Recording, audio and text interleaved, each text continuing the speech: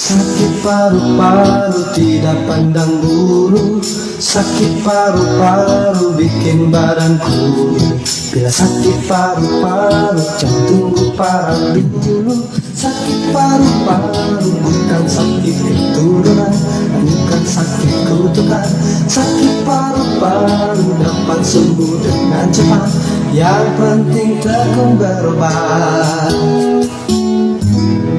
Halo Sobat Bingkai, ketemu lagi dengan saya Aziz Kurnianto dalam acara Bingkai, Bincang Kesehatan dan Informasi bersama PTD Puskesmas Prapat Kota Kediri. Baik, hari ini Bingkai live dari Dinas Kesehatan Kota Kediri yang berada di Jalan Kartini nomor 7 Kota Kediri. Dan tema kita kali ini adalah jadikan penerus bangsa bebas TBC dimulai dari diri sendiri dan keluarga. Baik, bersama kita di sini sudah ada narasumbernya. Yang pertama saya perkenalkan yaitu Bapak Hendik Supriyanto, SKM MMkes. Beliau adalah Kasih P2PM Dinas Kesehatan Kota Kediri. Kemudian yang kedua Ibu Yuni Kristanti Dewi, Skepnes. Beliau adalah programmer TB dari Dinas Kesehatan Kota Kediri. Baik, sebelum kita mulai acara, jangan lupa untuk mengikuti Instagram kami dengan alamat Instagramnya puskesmas_perawatan_lt. Saya ulangi lagi dengan alamat Instagramnya puskesmas_perawatan_lt. Ikuti live kami hingga 1 jam ke depan dan jangan lupa silakan tulis di kolom komentar Instagram kami semua pertanyaan dari Sobat Bingkai di rumah. Baik, kita mulai acara Bapak Hendi. Silakan Bapak Hendi untuk memberikan sedikit wawasan kepada Sobat Bingkai tentang materi kita kali ini. Silakan Bapak. Pakai ini ya Bang. Monggo Bapak. Assalamualaikum warahmatullahi wabarakatuh. Selamat pagi para pendengar Bingkai yang berbahagia. Perkenalkan kami dari Dinas Kesehatan Kota Kediri. Hari ini bergabung dengan tim dari Puskesmas Ngetih dalam acara Bingkai. Ini alhamdulillah pada kesempatan pagi hari ini kami mengingatkan kembali karena ini masih terkait dengan Hari TB sedunia yang jatuh pada tanggal 23 Maret. Jadi ini masih tidak ada salahnya kalau kita ini masih memperingati Hari TB sedunia. Jadi dengan temanya setiap detik berharga, selamatkan bangsa dari tuberkulosis. Ini mengandung makna berarti bahwa waktu-waktu yang kita lalui itu sangat berharga sekali untuk melakukan pencegahan dan pengendalian tuberkulosis. Yang temanya tadi sudah jelas, temanya jadikan generasi penerus bangsa yang bebas dari TBC. Dan ini mengingatkan untuk kita semua bahwa Hari Tuberkulosis Sedunia ini, bahwa khususnya di Indonesia dan di Kota Kediri kasus TBC ini sangat masih potensial, artinya kasusnya masih terus meningkat. Dari tahun ke tahun kasusnya masih meningkat, kemudian juga masih banyak kasus tuberkulosis yang tersembunyi. Yang tersembunyi itu artinya banyak penderita tuberkulosis yang belum kita ketahui, dan mereka itu sangat potensial untuk menularkan ke orang lain. Makanya nanti hari ini sangat penting sekali ya untuk kita semua untuk mengingatkan kembali bagaimana upaya-upaya yang harus kita lakukan bersama dalam rangka untuk menurunkan tuberkulosis khususnya di Indonesia, dan juga dalam upaya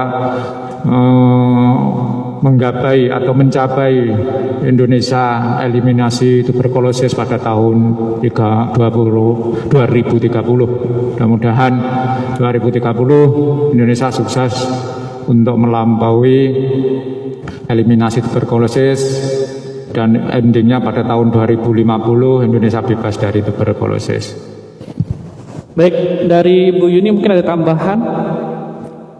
Baik, ini yang kita pernah dengar di media sosial itu menurut WHO Indonesia itu berada di daftar 30 negara TB tertinggi, bahkan termasuk peringkat ketiga dari seluruh negara. Itu seperti apa Pak Endi? Benar apa enggak kabar seperti itu? Ya Bang, memang kasus TB tadi sudah kami singgung terus meningkat, bahkan di dunia itu pada tahun menurut data dari WHO ya tahun 2020 itu tidak kurang dari 10 juta ya, 10 juta penderita tuberkulosis pada tahun itu 1 tahun berarti ya, tidak kurang dari 10 juta. Kemudian yang pasien meninggal akibat TB-nya kurang lebih 1,2 juta. Itu di dunia. Indonesia itu termasuk penyumbang paling juga cukup tinggi ya, bahkan 2/3 kasus dunia itu disumbang oleh Indonesia. Wow, banyak juga berarti ya. Ranking itu kalau ranking TB bagaimana?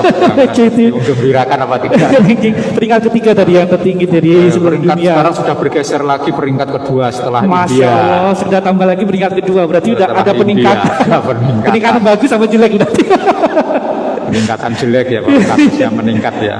Itu kemudian di Indonesia sendiri itu pada tahun yang sama itu 1 tahun ada kasus 845.000. Satu tahun itu. Tahun 2020 845.000 dengan kematian 98.000. Itu dalam 1 tahun Pak Dalam 1 Endi, tahun itu ya.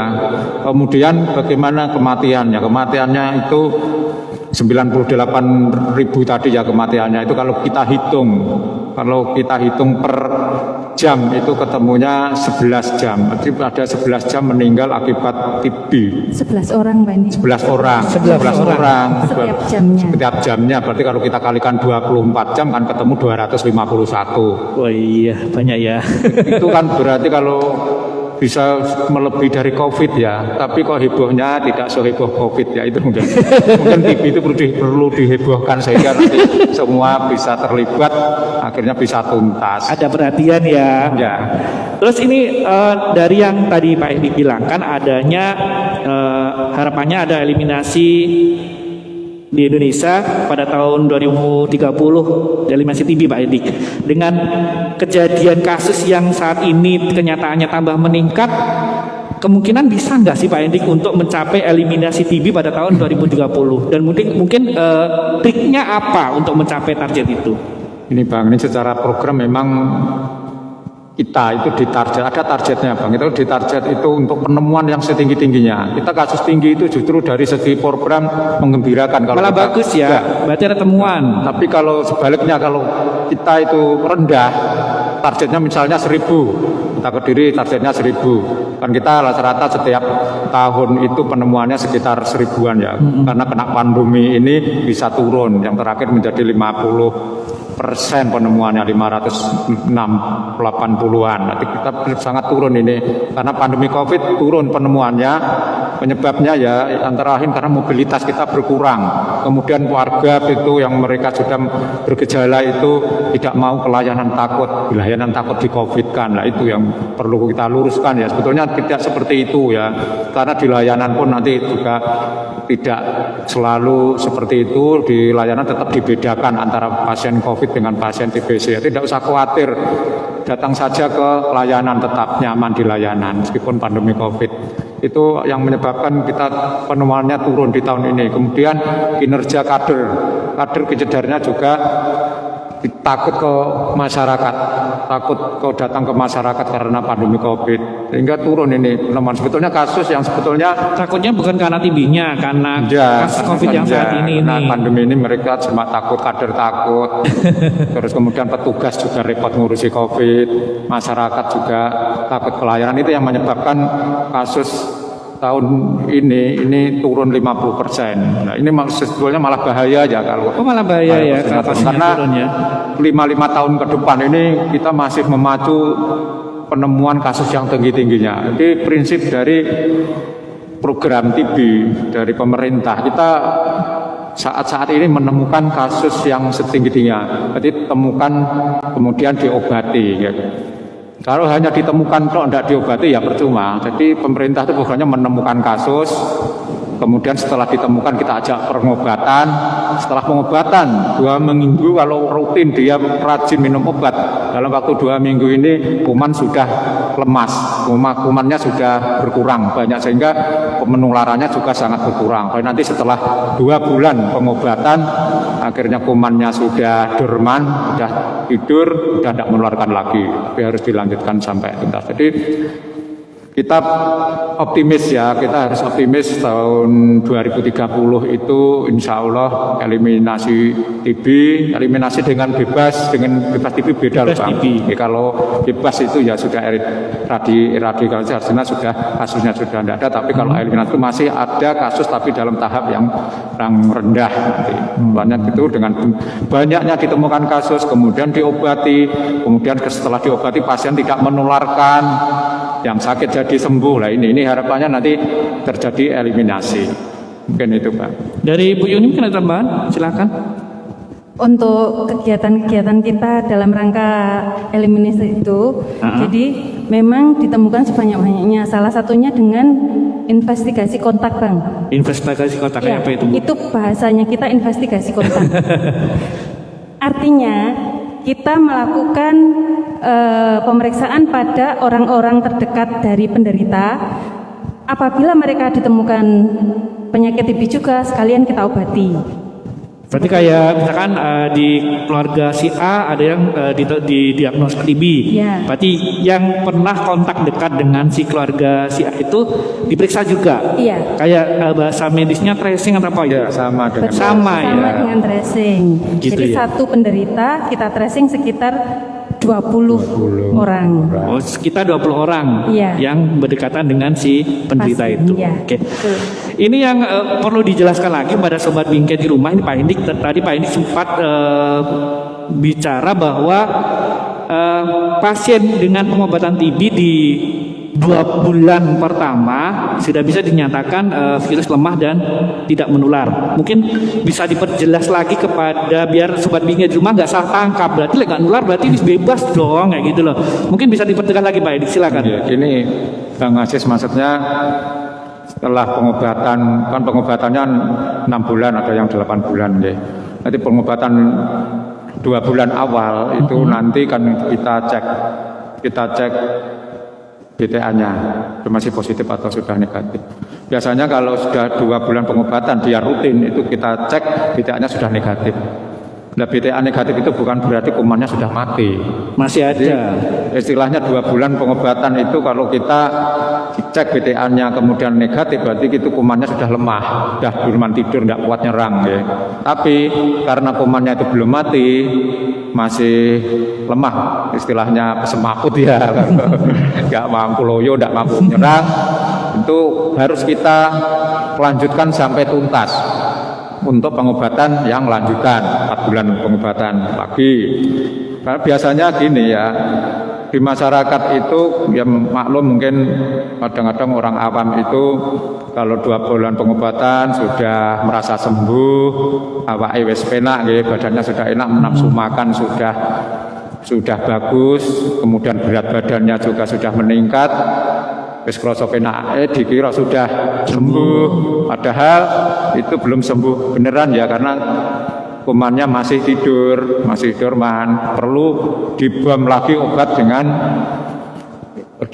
obat lanjutan tadi, obat Sampai paling enggak 6 bulan ya, sampai 6 6 bulan, nanti 6 bulan nanti kita cek lagi bagaimana hasilnya. Jadi yang perlu diingat dan perlu diperhatikan, jangan sampai 2 bulan pengobatan kemudian berhenti karena sudah merasa enak. Karena apa akibatnya kalau memang misalnya 2 bulan merasa enak berhenti pengobatan, mereka menganggap sembuh, akhirnya berhenti pengobatan. Tidak lanjutkan, sudah merasa sembuh soalnya.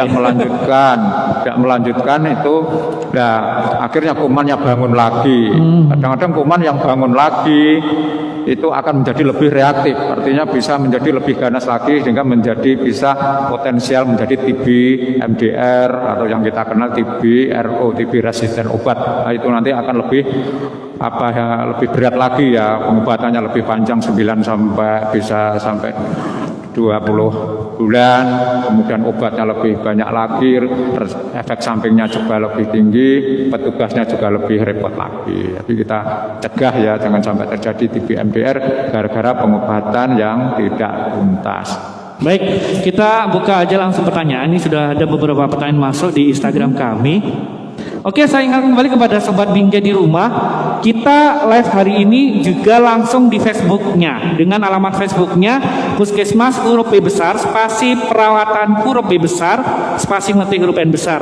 Jadi kalau Sobat Bingkai yang kali ini tidak bisa masuk di Instagram kami, bisa masuk lewat Facebook kami.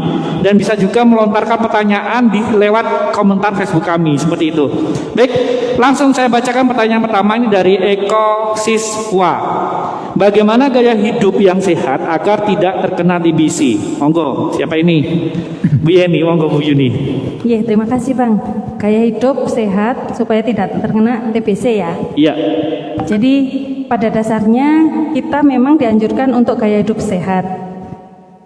Khusus untuk TBC sebenarnya tidak ada yang spesial. Jadi gaya hidup sehat itu mulai dari kita jaga kondisi tubuh, termasuk makan makanan bergizi itu tadi, istirahat yang cukup, tidak begadang.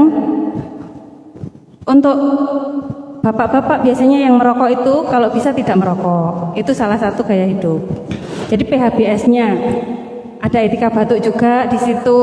Jadi kalau kita batuk tidak boleh sembarangan, harus pakai tisu. Oke, mungkin bisa dijelaskan sekalian. Ini tadi sempat Bu Yuni sedikit menyinggung masalah rokok. Nah, Yes. mungkin masyarakat masih awam ya. Kenapa toh rokok kok ada hubungan sama TB? Kenapa kok harus rokok berhenti biar TB-nya nggak ada? Mungkin bisa dijelaskan Bu Yuni. Silakan. Begini sobat, pada dasarnya rokok itu tidak menyebabkan TBC sebenarnya. Tetapi dengan kita merokok, kondisi paru-paru kita akan terjadi penurunan. Jadi tidak maksimal lagi. Kalau kondisi paru-parunya sudah turun, kuman TB yang masuk itu akan lebih mudah meninfeksi. Jadi kalau kita sehat, kita kuman TB masuk belum tentu kita sakit. Oh gitu. Iya.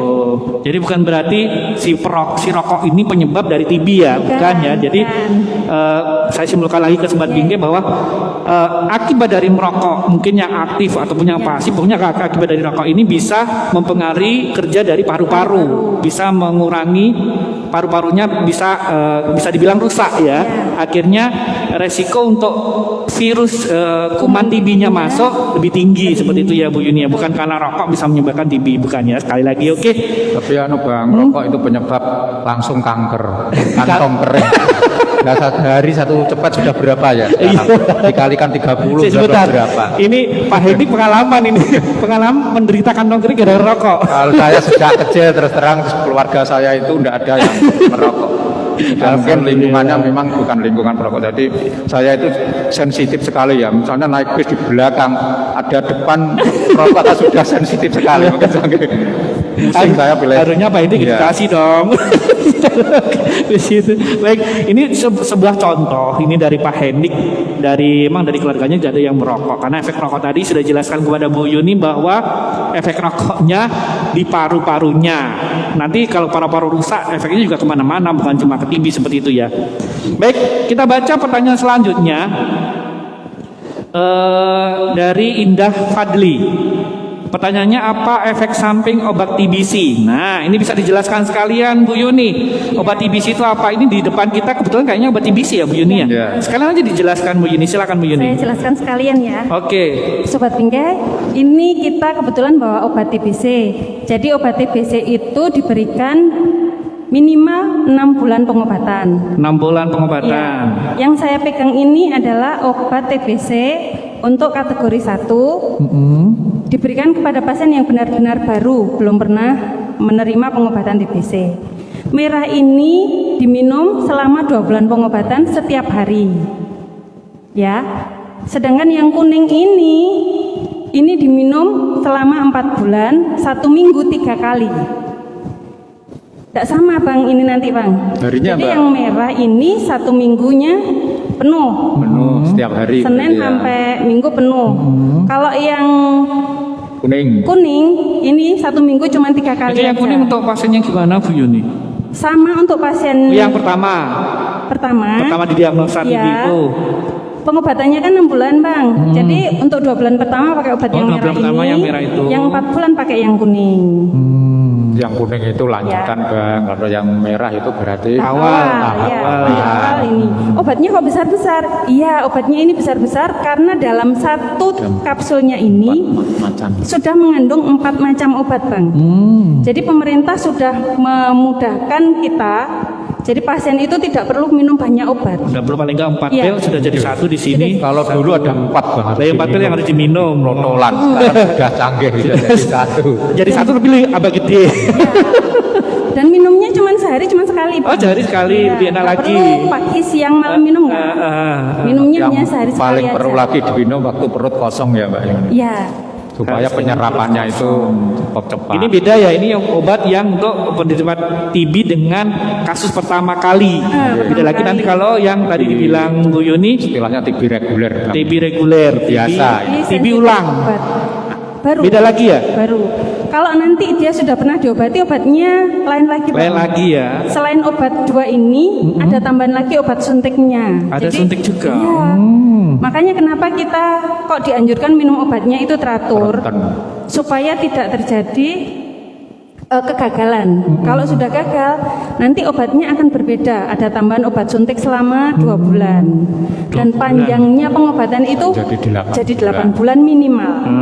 Jadi saya ingatkan kembali pada Sobat Bingkai, perlunya aktif dan disiplin dalam minum obat itu ya. Nanti kalau sampai putus obat yang ini, nanti pengobatan selanjutnya akan lebih ribet, lebih sakit karena harus disuntik tiap hari. Benar ya? Kanan kiri, betul. Disuntik setiap hari kanan kiri, bokong kanan kiri 2 bulan lagi. Nggak kebayang itu. Ini Bang, makanya gini ya, kita punya trik, juga punya strategi dalam upaya untuk bagaimana meningkatkan kepatuhan. Salah satunya setiap ada penderita baru kita tunjuk orang tertentu yang terdekat, keluarga, atau kalau tidak ada keluarga mungkin kader yang dekat, itu kita jadikan PMO, berarti pengawas menelan obat. PMO istilahnya ya, Jadi pengawas. setiap minum obat harus di depan PMO supaya dipastikan obat itu diminum. Kayaknya masalahnya tidak bisa ya minum obat, mungkin dipercayakan, sulit kalau dipercayakan karena terus terang obat itu rasanya juga tidak seperti permen ya, jadi kadang-kadang tidak ada efek sampingnya, mungkin agak Oh ya, bisa Ya, dijelaskan sekalian efek sampingnya. Efek sampingnya. agak ngeluh-ngeluh sedikit, kadang bisa pusing, diare, Mual? kemudian mual. Mual ada ya? Tapi kalau ada kejadian seperti itu bukan berarti obatnya dihentikan, harus kita konsulkan ke dokter. Mungkin mualnya diberi obat mual sehingga bisa sembuh. Semua bisa dikonsultasikan.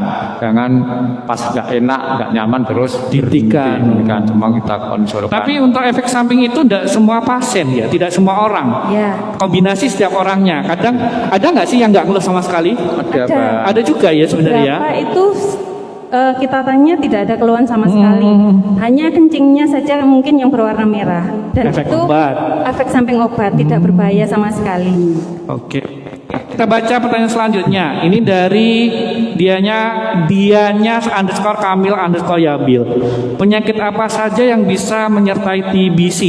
Monggo. Penyakit penyerta Penyakit penyerta dari TBC. Untuk TBC itu penyertanya banyak Bang.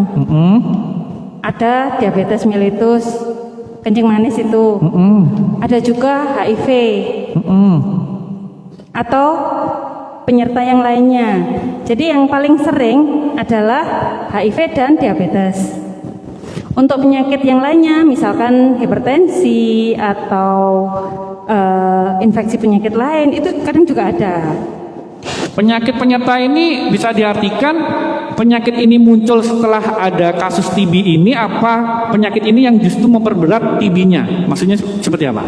Bisa dua-duanya. Bisa dua-duanya. Jadi orang diabetes itu resiko terkena TB adalah 3 kali Bang. Daripada orang biasa seperti gini ya. Kalau orang diabetes itu resiko terkena TBC-nya bisa Lebih 3 tinggi kali. ya. Jadi orang diabetes harus sering-sering di screening istilahnya kita. Jadi ditanyai ada enggak keluhan yang mengarah ke Ke TB. TBC-nya? Oh Ya. gitu ya. Jadi perlu juga dari pasien contohnya dari diabetes itu screening juga sedikit mengarah ke TB-nya. Ya, betul. Takutnya nanti dari diabetesnya itu sudah menjalar sampai kena TB-nya. Seperti itu. Bukan menjalar, Bang. Menjalar ini kayak ubi ya, loh. Kalau ubi ya menjalar. Itu bijak. Soai. Ini Bang. Dan untuk pasien TB itu wajib diperiksakan diabetesnya, Bang, secara rutin. Karena kalau TBC-nya diobati, diabetesnya tidak kita obati juga, TBC-nya tidak akan pernah sembuh. Dia minum obat teratur, rutin setiap hari, tidak telat, dosisnya tepat. Tapi diabetesnya tinggi sekali, maka obat TB-nya akan sia-sia. Oh gitu. Iya, betul. Pak Endi mau nambahkan, silakan Pak Endi. Ini yang menarik terkait dengan TB HIV ini ya. TB HIV itu makanya kenapa sekarang kok ada kolaborasi TB HIV, karena ya banyak sekali ya orang yang TB HIV itu kasusnya juga banyak dan ini sangat erat kaitannya. Kenapa? Kalau ditanya TB dengan HIV dulu mana, berarti jawabannya adalah biasanya dulu HIV-nya. Kenapa dulu HIV-nya? Karena orang yang terkena HIV, yang menderita HIV atau ODA, ya.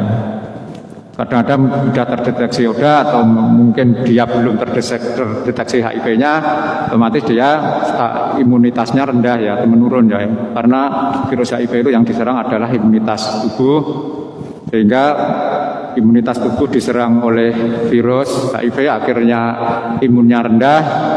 Seseorang manakala daya tahan tubuhnya rendah, segala penyakit pun akan mudah datang. Termasuk yang paling sering adalah TB. Makanya kenapa orang HIV itu tubuhnya posturnya seperti TB, dia tidak seperti dia itu biasanya yang sering kena TB. Kalau sudah kurus itu rata-ratanya dia ada sudah TB-nya sudah bersarang ke tubuh mereka. Sehingga menata laksana ya kita harus bareng-bareng. Semua harus kita obati, TB-nya aja kita obati, HIV-nya kita obati. Dan sekarang dari segi program ini, kalau di program HIV ya semua pasien HIV kita screening TB-nya. HIV kita sering ke TB-nya. Manakala kita screening belum ada TB, dia belum kena TB, kita beri pencegahan, INH pencegahan. Demikian juga untuk program TB ya kita periksa HIV-nya, kita tes HIV-nya, HIV atau tidak. Karena kalau tidak kita kolaborasikan seperti itu maka percuma. Misalnya pasien TB yang sebetulnya dia kena HIV diobati terus ya sulit sembuhnya karena HIV-nya menyerang terus. Seperti itu ya. Pasien HIV ya gitu, HIV TB-nya tidak kita screening, tidak tahu kalau kena TB ya kita obati HIV-nya, TB-nya tidak kita obati ya tetap nanti. Berarti harus maju bareng pengobatan. Pengobatan bareng ya. Kita kenal dengan kolaborasi TB HIV. Itu karena kedua penyakit ini erat kaitannya dan pengobatannya harus bersama-sama komprehensif. Oke, baik. Kita buka pertanyaan lagi. Ini dari Aris Andrianto 240. Apakah bila pasien TB batuk dengan sinar matahari bakterinya mati? Nah, monggo Bu Yuni. Makasih, Bang. Iki udah karo dede ben bakterinya mati. Orang Jawa biasa gitu gitu loh. Yang benar kayak gimana? Iya. Pada dasarnya benar, Bang. Jadi kuman TBC ini bahaya. Dia bisa menginfeksi kita, membuat sakit TB. Tetapi kuman ini mudah mati kalau terkena sinar matahari. Berarti benar.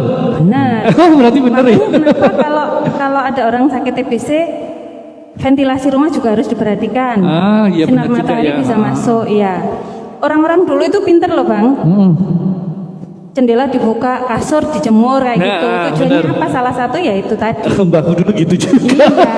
Ternyata ada tujuan ya. Iya, ada tujuannya gitu. Oke. Bang, dan supaya tidak salah persepsi ya. Maksudnya berjemur itu bukan kok kumannya di tubuhnya mereka, orang kuman TB itu berjemur tubuh virusnya, kumannya di dalam tubuh itu mati. Tapi maksudnya mati kena sinar matahari itu virusnya, bakterinya kalau terkena sinar matahari itu bisa mati langsung. Caranya ya dengan itu.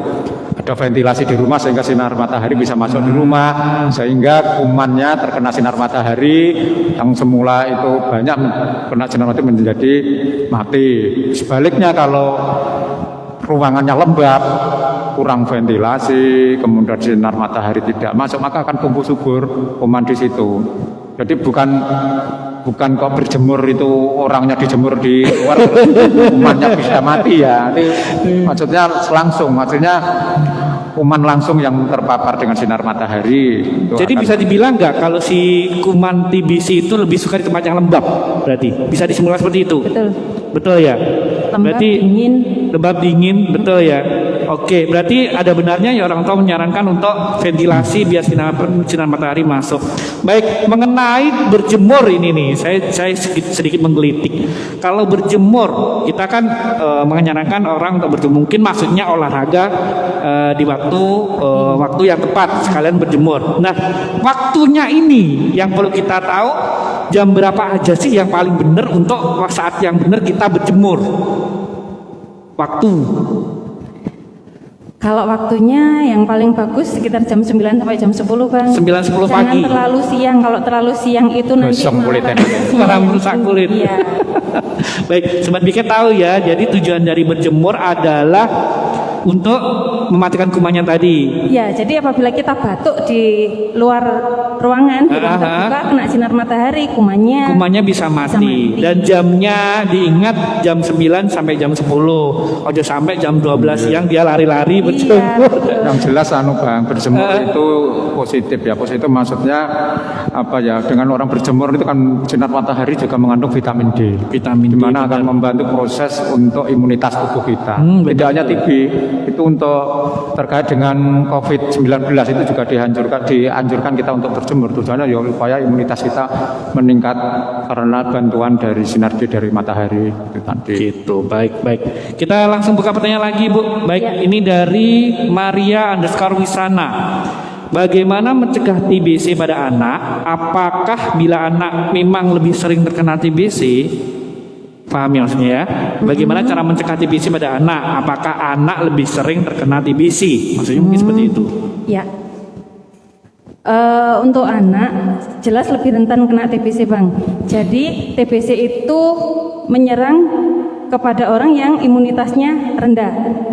Orang berisiko kena TB salah satunya adalah anak-anak, lansia, orang dengan diabetes, orang dengan HIV. Dengan positif, penyakit maksudnya, ya, atau dengan penyakit imunitas lainnya. Ya, jadi kenapa anak risiko tinggi terkena? Yaitu tadi daya tahan tubuhnya masih rendah. Apalagi kalau dalam satu rumahnya ada yang kena TBC. Seperti itu. Gitu ya. Iya. Jadi alasannya emang anak lebih rentan, apalagi kalau dalam keluarga itu ada yang terkena TBC. Iya. Kalau untuk gejalanya, Bu, beda nggak sih antara anak-anak sama yang dewasa? Gejalanya sebenarnya sama. Sama ya. Jadi gejala TBC itu mulai dari batuk lebih dari 2 minggu, ada demam meriang lebih dari 1 bulan tanpa penyebab lain yang jelas, ada lagi keringat dingin di malam hari. Seperti itu ya. Kalau di anak, batuk itu bukan gejala yang utama. Bedanya gitu. di situ. Bedanya di situ. Ya, kalau dewasa kan batuk bisa jadi gejala utama. Kalau anak-anak, batuk bukan merupakan gejala utama. Gejala anak yang biasanya muncul adalah berat badan tidak naik, Bang. Ketika ke posyandu 2 bulan ditimbang berturut-turut tidak naik, dan sudah dilakukan, misalkan dia sudah diberikan asupan gizi yang cukup, tetapi beratnya tetap tidak naik, kita bisa curiga itu ketipas. Waspada ke situ ya. Biasanya nafsu makannya juga menurun ya, Mbak. Biasanya riang gembira bermain, dia menjadi kurang riang gitu ya. Karena sumer tubuh.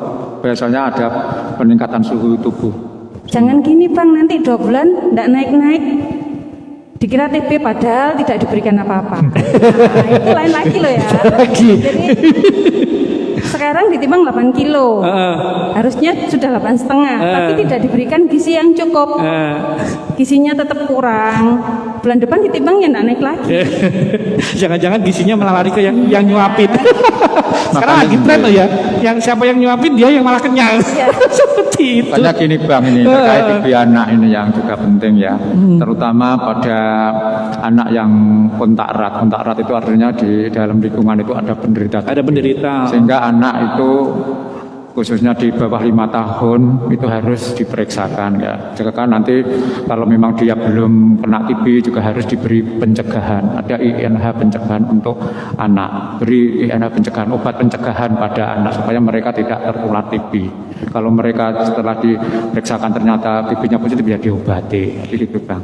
Kalau untuk pengobatannya pada anak sama dewasa sama juga. Sama dosisnya mungkin. Dosisnya lebih berkurang. kecil. Bedanya nanti kalau yang dewasa kan dibagi 2 Bang. Awal lanjutan, yang awal itu nanti setiap hari, yang lanjutan kan seminggu 3 kali. Kalau anak-anak ada tahap awal itu setiap hari, lanjutan juga tetap setiap hari. Oh, gitu bedanya di Iya. situ. Oke. Sudah jelas ya Sobat Bingkai. Baik, kita buka pertanyaan selanjutnya. Ini dari Astrika Hidayat. Apa yang harus dilakukan dalam anggota keluarga serumah jika ada salah satu keluarga yang terkena TBC? Nah, ini menarik ya. Iya, Misalkan, ini yang harusnya kita kasih tahu ke sobat semuanya ini. Sobat Bingkai nggak usah takut kalau dalam keluarga kita ada yang terkena sakit TBC. Jangan terus dijauhi. Dijauhi. Ya, ditaruh kamar sendiri gitu. Jangan. Kalau kamar sendiri mungkin ya, tapi untuk makan, peralatan makan, minum itu tidak perlu disendirikan. Asalkan peralatan makan tersebut sudah dicuci bersih, boleh digunakan untuk yang lain. Jadi untuk perlakuan kepada si penderita dalam satu anggota keluarga tidak perlu sampai ketakutan ya. Iya. Mungkin untuk proteksinya, Bu Yuni. Proteksinya, yaitu yang sakit harus pakai masker dulu, terutama masker. Terutama untuk 2 Penderitanya. bulan pengobatan awal. Oke, saya stop. Iya. Untuk si penderita pakai masker, terutama untuk 2 bulan. Berarti setelah 2 bulan maskernya Setelah 2 bulan karena kadar penularannya sudah turun sebenarnya tidak apa-apa. sudah kalian Iya. tadi sudah tidak menular ya. Asalkan PHBS-nya dijaga Bang, etika batuknya dilakukan, dikerjakan. Jadi kalau dia batuk harus ditutup pakai lengan sebelah dalam. Ya langsung aja. Ini yang perlu ini edukasi penting ini. Jadi ketika batuk, kalau di sekitarnya tidak ada tisu atau apa, bisa pakai lengan Baju, ya, baju lengan.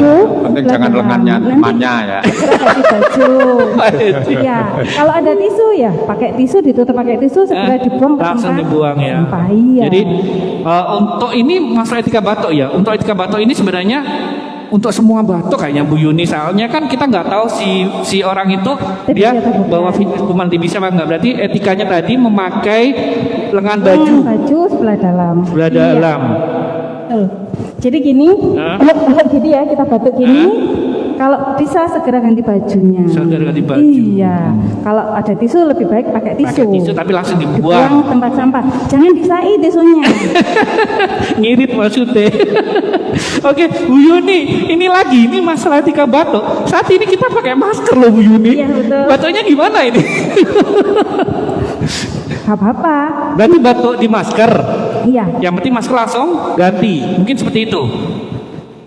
Kalau bisa ganti silakan ganti. Tapi kalau tidak memungkinkan kan nanti. Tidak apa-apa ya, nanti kalau ada Iya. waktu untuk berganti, ada gantinya bisa diganti itu ya, nggak harus langsung. Mungkin karena dia nggak bawa stok. Iya. Oke. Yang jelas Bang. Gimana Pak Indi? Batuk itu merupakan media penularan. Jadi untuk TBC itu penularannya bisa bicara. Bicara itu aja sudah Resiko. partikel yang keluar pada Sudah waktu melayang bicara ya, itu sudah bisa keluar sekitar sampai 200-an ya, 200 partikel yang keluar. Belum lagi kalau bersin, ya Batuk. batuk bicara itu bicara sekitar 0 sampai 200 ya, batuk bisa sampai 4.000-an partikel. Belum kalau bersin itu bisa sampai 4.000 sampai 1 juta partikel. Seperti Gitu. Bang Herman itu kalau bersin malah jadi pertontonkan ke orang lain itu berapa? Enggak Pak. Kemarin tahu saya bersin malah dilepas maskernya akhirnya ya berarti sudah 1 jutaan. Sobat Bingkai, jangan percaya saya ya. Karena di sini hoja saya, jangan percaya sama narasumber. Wes, kita bahas lainnya saja. Baik, kita langsung ke pertanyaan selanjutnya. Ini banyak loh pertanyaannya. Oke. Respon berarti Bang ya, kalau banyak pertanyaan otomatis kan direspon. Direspon bagus Pak, banyak pesertanya ini. Oke, kita masuk pertanyaan selanjutnya. Ini dari F_craft_N_collection. Pertanyaannya, apakah bila ada penderita TBC yang satu rumah dengan kita, penderita harus mengenakan masker? Lalu apakah barang pribadi, misalkan gelas, piring, sendok, dan lain-lain harus disendirikan atau dibedakan dengan yang lain? Bu Yuni, jelaskan lagi. Sudah sebetulnya tadi ya. Jawab ya, sudah kita jawab. Jadi penderita yang sakit itu memang sebaiknya pakai masker. Tetapi untuk peralatan pribadi, gelas, piring itu tidak perlu dipisahkan. Setelah dicuci bersih itu boleh dipakai yang lain. Yang tidak boleh itu apabila kita gini Bang, misalkan saya kena TBC nih, ya, saya kena TBC makan, terus tiba-tiba anak saya datang minta disuapin, nah saya kasih Alat ke bekasnya anak. berarti ya? Iya, jadi satu sendok dipakai berdua langsung Itu gini, yang nggak itu boleh. yang nggak boleh. Tetapi apabila sendok piring ini sudah dicuci bersih, terus dipakai yang lainnya, nggak apa-apa. Oke, mungkin sekalian dijelaskan Bu Yuni ini untuk cara pencucian yang benar jika ada salah satu keluarga kita yang didiagnosa TBC untuk alat-alat makannya terutama. Sama aja Bang. Sama aja Sama sebenarnya ya. aja ya. Ya bisa Pakai pakai pencuci sabun. piring itu toh Bang. Oh, biasa pakai aja ya, nggak ada Biasa perlakuan aja. khusus Nggak ada. direndam atau apa, sunlight nggak atau ada ya. apa gitu. Cuma di- Bang ya, yang perlu nanti juga terkait yang paling penting sebetulnya dahaknya ya. Mereka itu diupayakan jangan meludah di sembarang tempat karena dahaknya mengandung kuman, sehingga dahaknya kalau bisa diupayakan ada tempat khusus, misalnya kaleng atau apa, di situ diberi baiklin dicampur air sehingga nanti bisa membunuh kuman itu. Untuk dahaknya berarti. Dahaknya itu karena tapi kadang-kadang kan tanpa sengaja meludah di sembarang tempat. Nah, itu yang bahaya, itu mengering, nah, kemudian ikut berterbangan, Bang, ya. kita hirup, baik. Kemudian Bang, satu lagi yang mungkin juga perlu terkait dengan stigma ya untuk pasien TB. Harapannya jangan dikucilkan, jangan istilahnya dijauhi karena TB itu nyuwun sewu penyakit yang bisa disembuhkan asal dia itu rutin berobat, rutin minum obat, insya Allah 2 bulan pengobatan BTA sudah negatif, sudah tidak menularkan. Jadi tidak perlu, tidak ada alasan untuk pasien TB dikucilkan dan sebagainya. ya. Namun nanti akibatnya kalau mereka itu di stigma, dikucilkan, dijauhi, mereka imunnya akan rendah, mereka merasa psikologisnya terganggu sehingga mereka merasa kadang-kadang putus harapan, tidak punya semangat, inginnya dia mengakhiri hidup, kadang-kadang seperti itu. Sebaliknya kita sebagai misalnya anggota keluarga, teman dan sebagainya harus memberi support kepada mereka bahwa penyakitnya itu bisa disembuhkan, kemudian membantu untuk aktif berobat dan sebagainya. Karena tanggung jawab bersama ya, TB itu bukan tanggung jawab penderita saja, tapi termasuk petugas, termasuk keluarga, masyarakat di sekitarnya itu bertanggung jawab terhadap upaya untuk penyembuhan mereka. Karena kalau tertular ya menulari lingkungan. Jadi mari bersama-sama kita atasi untuk penderita TB ini supaya sembuh sehingga tidak menularkan ke lingkungan. Gitu, baik. Terima kasih. Kita langsung buka pertanyaan selanjutnya. Ini waktunya sudah mulai mepet. Ini pertanyaan masih banyak loh. Baik, kita buka pertanyaan dari Bapak Kom1 3492. Apa terobosan yang jitu untuk penekanan penyakit TB yang semakin tinggi menurut WHO tadi? Terobosan. Terima kasih Bang, ini terkait terobosan itu identik dengan strategi yang dilakukan.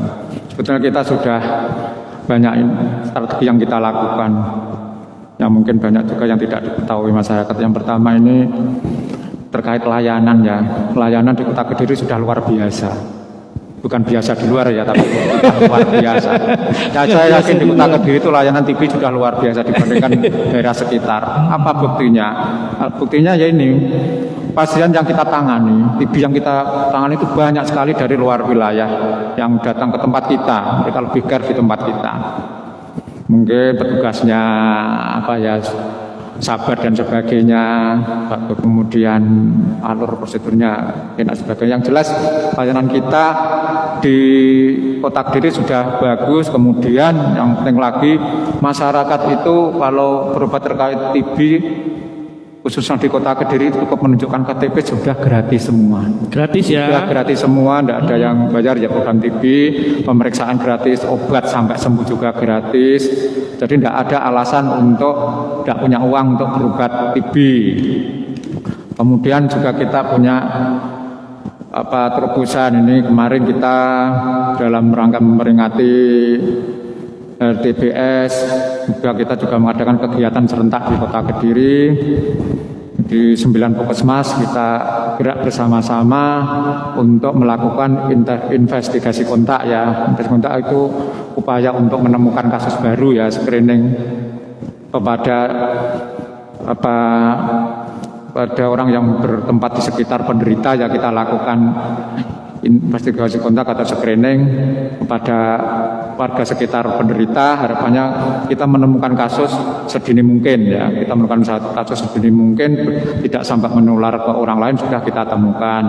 Kemudian ini nanti bulan setelah hari raya ya, karena sebetulnya ini mau kita mulai lagi kegiatan karena hari puasa. Kemarin bersepakat dengan teman-teman di layanan di seluruh puskesmas kemarin, nanti setelah hari raya kita gerak lagi dalam upaya penemuan kasus baru dengan juga melakukan kontak tracing atau investigasi kontak. Ini skalanya akan lebih besar lagi nanti. Bahkan ada target-target yang sudah kita sampaikan ke layanan. Kita beri target harus menemukan sekian-sekian gitu. Harapannya apa? Harapannya dengan upaya-upaya semacam itu lebih bisa mendongkrak upaya penemuan kita yang selama pandemi ini kita turun, nanti kita tunjang lagi, kita dongkrak upaya penemuan kasus baru dengan kegiatan-kegiatan investigasi kontak ini, hingga nanti semakin banyak yang kita ketemukan nanti kita obati, tidak menularkan dan bisa sembuh. Endingnya kalau sembuh bisa optimal, bisa berprestasi lagi, bisa berdaya guna lagi dan bisa bekerja. Jadi harapannya pada tahun 2030 tadi sudah terjadi eliminasi TB gitu ya. Baik. Boleh nambah Bang? Boleh dong, silakan. Bu Yeni. Selain kegiatan ini kita kan sudah ada 9 puskesmas yang melayani, beberapa rumah sakit juga. Jadi ada Bayangkara, Baptis, DKT, Rumah Sakit Lirboyo, Poliklinik Gudang Garam juga ada, Lapas juga ada. Terus 9 puskesmas tadi, ya, banyak terus ya. Ini nanti kita sedang merintis Rumah Sakit Muhammadiyah itu menjadi rumah sakit rujukan pengobatan TB resisten obat. Oh, yang resisten obat. Iya, jadi supaya pasien yang MDR itu tidak jauh-jauh ke Tulungagung. Oh gitu, jadi Seperti selama ini itu. masih di Tulungagung. Iya. Nanti untuk kedepannya nanti di Rumah Sakit Muhammadiyah sudah ada, tidak perlu lagi Iya. jauh-jauh ke Tulungagung. Betul untuk sekali. Penderita yang TB Yang MDR. tadi. Baik, sudah Dan cukup? Bang, kita juga punya unggulan lagi Bang. Iya, iya. Kota Kediri itu sudah punya 2 TCM. TCM, bisa Tes dijelaskan cepat dong Pak molekuler. Edik TCM. Itu tes cepat molekuler Tes itu cepat molekuler. merupakan alat canggih untuk memeriksa kuman. Jadi tidak perlu lagi meriksa pakai mikroskop seperti begini Bang. Cukup nanti pakai TCM itu. TCM itu lebih sensitif, bahkan kuman sedikit pun bisa diketahui dari TCM itu. Dan sekarang itu kalau sebelum punya TCM kita ada kasus baru harus kita kirim dahak, kemudian kita periksa di bawah mikroskop. Sekarang dahak itu cukup kita kirim lewat TCM, 2 jam sudah jadi hasilnya dan lebih sensitif.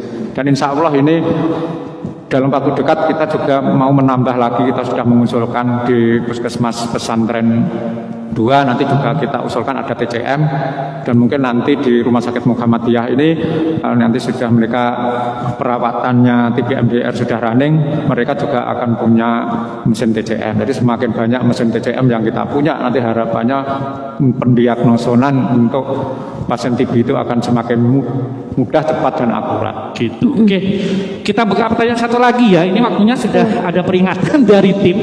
Diperpanjang tidak apa-apa Bang. Siap saja. Ini loh, tim narasumbernya semangat banget. Berarti lain waktu kita perlu mengagendakan lagi untuk Bingkai Lab. Oke, kita buka pertanyaan dulu. Jangan buru-buru, masih panjang. Nanti diolor lah. Ini pertanyaan dari eti_Yusulistiono_Yono.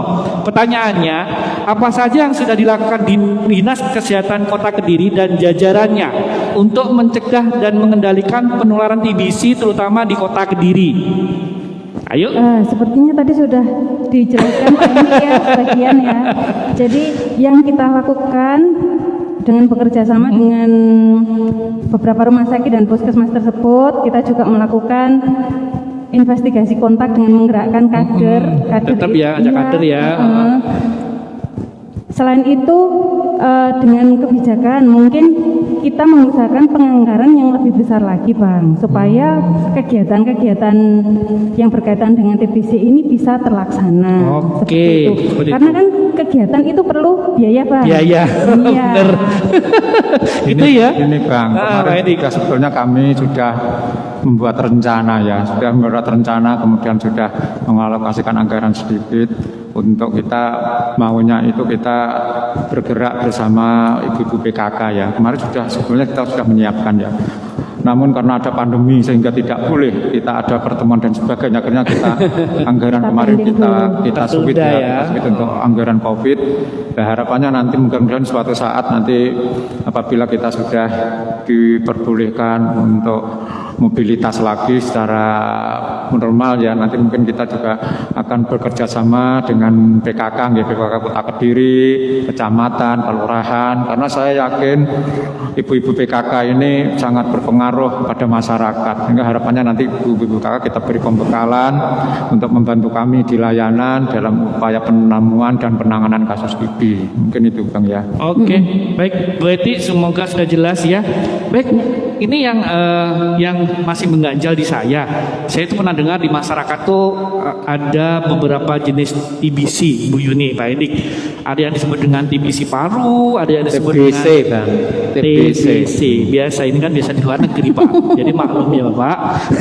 Karena kena masker itu suaranya beda ya. Baik, kita ulang.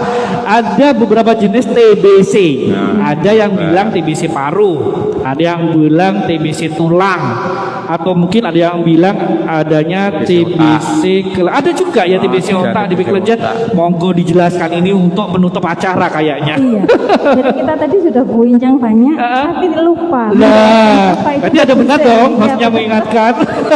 Silakan. Sobat Bingkai, saya jelaskan TBC itu adalah penyakit menular Bang. Jadi dia disebabkan oleh kuman Mycobacterium. Dia bisa menyerang seluruh tubuh.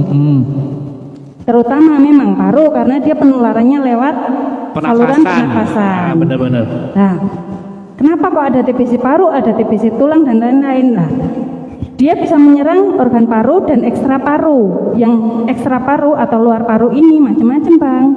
Yaitu tadi TBC kelenjar, TBC tulang, TBC kulit, TBC otak. Bahkan juga pernah ditemukan kasus walaupun jarang sekali itu TBC pada daerah intim.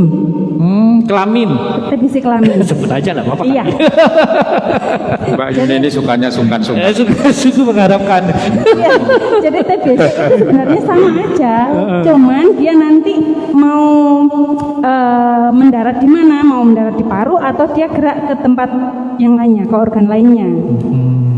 Seperti itu. Oke, jadi sudah jelas ya. Mungkin untuk yang di masyarakat masih bertanya, semoga udah jelas. Iya, pengobatannya sama aja Bang. Oh iya, pengobatannya sama ya. Ya, walaupun TBC ekstra paru, TBC paru obatnya sama. Gejalanya yang berbeda. Ya, kalau TBC tulang itu mungkin nyeri pada tulangnya sampai dengan dia tidak bisa jalan. Kalau TBC otak bahkan bisa sampai dia tidak sadar. Shock. Iya, seperti itu. Baik. Kalau yang paru kan sudah kita tahu semua ya, batuk, sesak nafas seperti itu. Baik, karena waktu sudah tidak memungkinkan, mohon maaf kepada Sobat Bingkai semuanya. Sebelum kita tutup acara, saya persilakan kepada Pak Hendik dan Bu Yuni untuk memberikan closing statement pada acara kita kali ini. Silakan. Bang, terima kasih Sobat Bingkai. Acara sudah sebetulnya ingin berlanjut terus ya, tapi dibatasi dengan jam ya Bang ini. Ini cuma harapan kami ya, mewakili Dinas Kesehatan Kota Kediri, harapan kami pertama terkait dengan masyarakat ya. Harapan kami untuk masyarakat terkait dengan tuberkulosis ini harus hati-hati dan waspada ya. Mereka yang sudah punya gejala batuk, kemudian berdahak, seperti tadi yang disebutkan gejala tadi harus segera memeriksakan diri ya, memeriksakan diri ke layanan, karena di Kota Kediri sudah banyak layanan. Kita harus memeriksakan diri supaya status kesehatan kita bisa segera diketahui. Kalau nanti TBC juga segera dilakukan pengobatan. Jadi karena semakin cepat diketahui dan dilakukan pengobatan, maka akan semakin sedikit orang yang tertular dari diri Anda, dan juga akan segera bisa disembuhkan kalau segera kita bisa ditemukan. Kemudian terkait dengan teman-teman di layanan, tetap semangat untuk berjuang bersama-sama di garda terdepan untuk melakukan pencegahan dan penanggulangan tuberkulosis. Mudah-mudahan kita senantiasa diberi kekuatan kesehatan dan kemampuan untuk melakukan kegiatan pencegahan dan penanggulangan tuberkulosis. Harapan terakhir, mudah-mudahan dengan semangat kinerja kita dan mungkin dengan partisi seluruh masyarakat Kota Kediri, karena TBC ini tidak mungkin kita selesaikan di layanan kesehatan, harus partisipasi seluruh masyarakat di Kota Kediri. Maka kami harapkan partisipasi semua warga Kota Kediri, terutama dengan adanya Perda TB HIV ini, mari kita jalankan bersama-sama, sehingga harapan kami Kota Kediri khususnya dan Indonesia pada umumnya tahun 2030 bisa mencapai eliminasi tuberkulosis. Gitu. Baik, silakan Bu Yuni. Saya cekau saja Mas. Silakan, ya Allah. Tos TB, temukan TBC, obati sampai sembuh. Itu aja Bang. Oke, sebelum kita tutup saya akan bacakan, ini ada salam masuk dari Instagram Live. Ini dari @Yulistiono_Yono. Terima kasih penjelasannya. Salam tos TB. Terus ada satu lagi, perlu dong dibacakan. Ini dari Aris Andrianto. Dari Aris Andrianto, kata-katanya hostnya mantap. Makasih. Baik, sebelum kita tutup acara, kami dari panitia mohon maaf jika ada pertanyaan dari Sobat Bingkai yang belum bisa kita jawab secara online kali ini. Kita akan jawab terus secara offline juga. Dan silakan bagi Sobat Bingkai yang masih ada unek-unek atau pertanyaan, lontarkan terus di kolom komentar dan kita tetap akan menjawabnya secara offline juga. Baik, narasumbernya ini tadi yang kurang puas kalau ditanya. Kenapa? Karena hostnya diatur dengan jempol, tapi narasumbernya kok ada. Narasumbernya jempol banget. Sobat Bingkai, narasumbernya jempol. Berarti kedepannya harus mau jadi narasumber lagi. Siap ya Bapak Ibu? Oke, imbang, cemburu guys. Baik, saya ingatkan kembali untuk terus mengikuti Bingkai Live setiap hari Sabtu pada pukul 10 sampai 11 waktu Indonesia Barat di Instagram kami dengan alamat Instagramnya puskesmas_perawatan_melatih, atau juga bisa lihat di Facebook kami dengan alamat Facebooknya Puskesmas huruf B besar spasi perawatan huruf P besar dan spasi melatih huruf N besar. Tetap kita ingatkan untuk tetap dengan protokol kesehatan, memakai masker, mencuci tangan, menjaga jarak, mengurangi aktivitas yang berlebih dan menjauhi kerumunan. Saya Aziz Konianto beserta dengan tim yang bertugas pada kali ini mengucapkan terima kasih. Salam sehat Sobat Bingkai, sampai jumpa. Sakit paru-paru tidak pandang bulu, sakit paru-paru bikin badan kurus. Bila sakit paru-paru jantungku parah dulu. Terima kasih waktunya, berarti bisa mau diundang lagi loh. Masih ada kesempatan untuk undang.